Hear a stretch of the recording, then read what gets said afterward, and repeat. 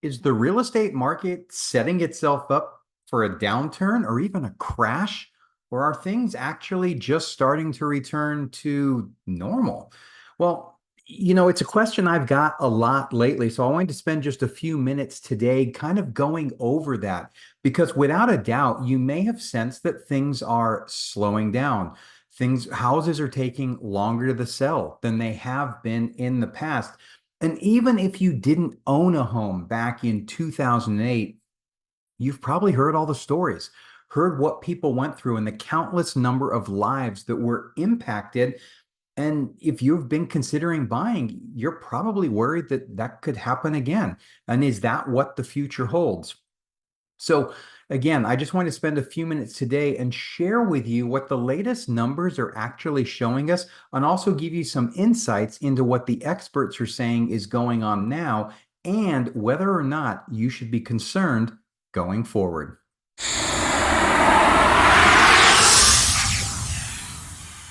Hi, this is Andrew with the Andrew Smith team, eXp Realty here in Frisco, Texas.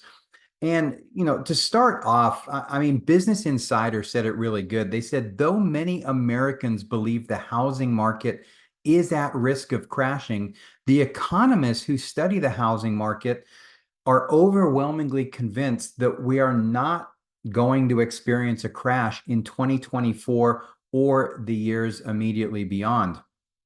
So, why in the world would those experts be so confident? Well, for the market and therefore home prices to crash, we'd need to have too many homes for sale. We'd need to see a massive increase in supply. And right now, the data just doesn't show that. It's just not happening. Believe it or not, right now, we are still undersupplied, not oversupplied like we were last time. And while it's true that the number of homes for sale is up, there is definitely inventory growth this year compared to any time over the past 3 or 4 years. We have to consider where housing supply comes from.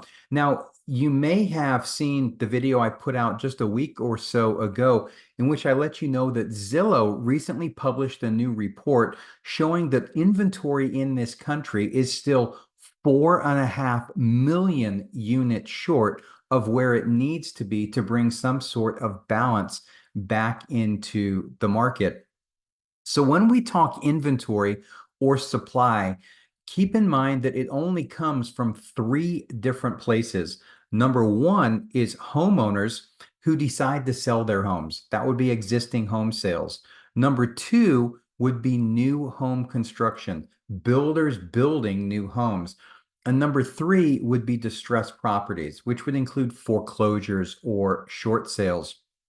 So let's break those down and look at each of those and kind of give you an idea of where they stack up to where they have been historically.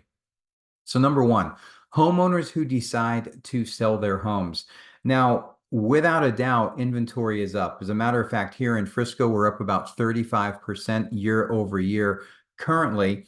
And although that's a big increase, it's still fairly low overall, and this will vary from market to market across the country.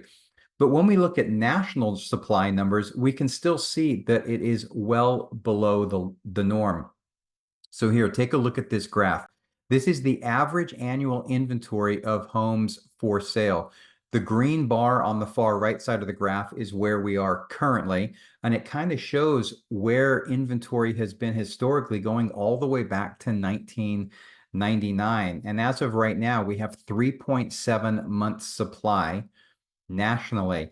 Well, when you look back at 2006, 7, 8, 9, 10, 11, you can see that inventory was substantially higher than where it is currently.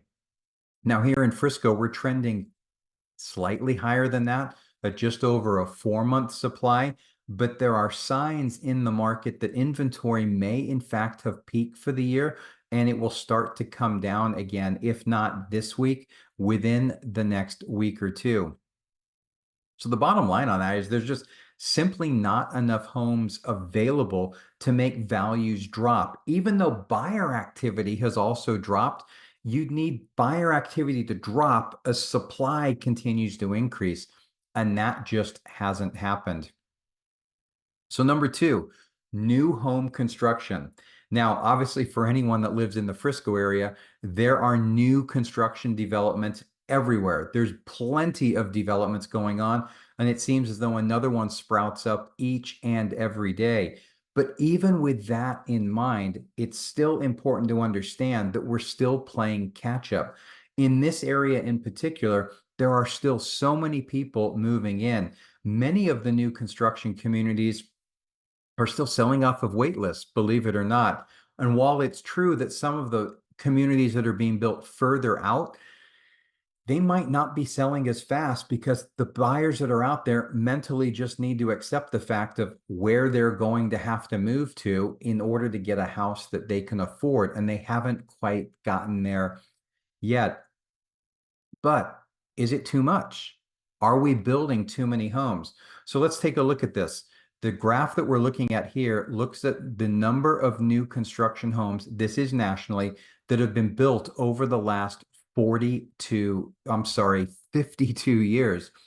And you can see here that we had 4 years in a row of record-setting numbers back in the early 2000s. And then look how much new construction activity dropped off right after the crash. It's like making a U-turn in an aircraft carrier. It doesn't happen overnight. The builders got absolutely slammed, right? They lost a lot. Many of the builders went under. And right now, they're not overbuilding.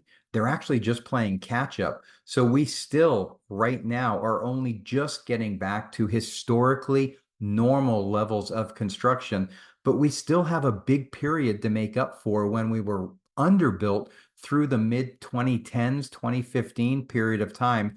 A new household creation during that time just kept going up and up and up. So right now, there's just too big of a gap. So the builders aren't overbuilding.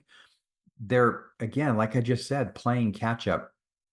Bankrate recently said, what's more, builders remember the Great Recession all too well, and they've been cautious about their pace of construction. The result has been an ongoing shortage of homes for sale. So let's look at number three, the third source of supply, distressed properties, foreclosures, and short sales. Now, you may recall, we don't have to go too far back, just to the onset of the pandemic, when there was report after report after report that there was going to be a tsunami of foreclosures. We were going to be inundated, so much so that it would look, 2008 would pale in comparison. And it simply hasn't happened. And while foreclosure activity is up, it's important to remember that during those COVID years, there was a moratorium in place. Nothing could be foreclosed on. So are the numbers up? Yeah, but they're not up historically. Take a look at this graph right here. This kind of shows exactly what I'm talking about. So you can see where the moratorium was, and then you can see what foreclosure activity has looked like over the past couple of years. And you can see if we go all the way back to 2005, we are still below what would be considered normal activity. So it's important to keep in mind that foreclosures happen in all markets, good and bad. Homes get inherited that people don't want. Things like that happen, and people just fall behind. They move. Something else happens where there's always going to be foreclosures, no matter how good the economy is. But right now, it is nothing like what we saw previously. The number of new foreclosure starts is well in line with what we would expect under normal conditions. That doesn't necessarily hold true in the commercial sector. There's a lot going on there right now, but even if it was to pick up substantially in the residential side, it would still take a while. Typically, from the time something is filed or someone loses a job or gets in trouble, it's at least a year before that house goes into construction. So we are still looking, if there's going to be a big uptick in that area, we are still 18 months to 2 years out from anything like that happening. So overall, what does this mean for you? Should you be concerned right now? So again, let's lean on what the experts have to say here. So as Forbes explains, as already high home prices continue trending upward, you may be concerned that we're in a bubble ready to pop. However, the likelihood of a housing market crash, which would be a rapid drop in unsustainably high home prices due to waning demand, remains low for 2024. Mark Fleming, he's the chief economist at First American. He points out that the laws of supply and demand are the reason that we're not heading for a crash. He goes, there's generally just not enough supply. There are more people than there is housing inventory. It's simple econ 101. And lastly, Lawrence Yun, the chief economist at the National Association of Realtors, says, we will not have a repeat of the 2008 through 2012 housing market crash.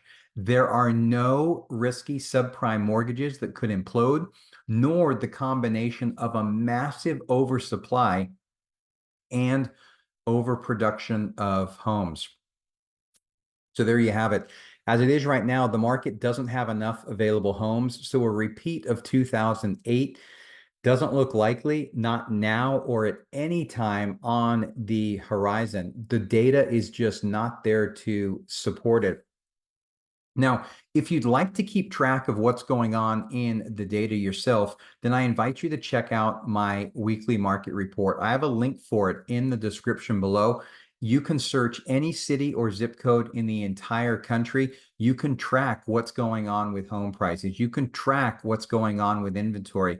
You can see how many price decreases are taking place. All of those things that are good to track in order to keep an eye on the leading indicators so that you have an idea on where the market is heading.